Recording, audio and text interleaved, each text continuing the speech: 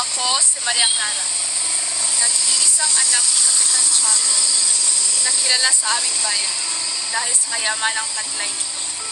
Kasintahan ko si Ginoong Crisostomo Ibarra.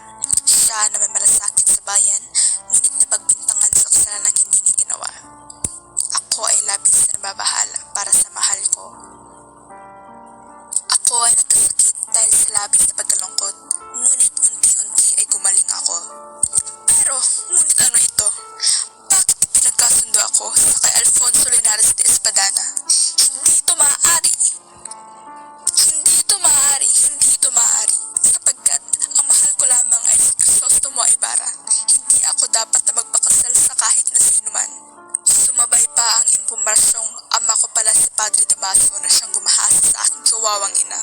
Ibarra, intindihin mo sana ang dahilan ng aking pakikisang dito sa kanya. Akala ko talaga'y sira na ang mundo ko. Ngunit hindi ko alam na may mas malala pa palang mangyayari ang nakaabang. Ano ito? Patay ng mahal ko? Bakit? Paano? Mas gugustuhin ko na lang mamatay kaysa magpakasal sa iba. Ayoko na sa mundong ito. Ama, pagbigyan mo sana ako. Mas nanaisin ko pang pumasok sa kumbento at naging madre. Pakiusap, paitulutan niyo ako.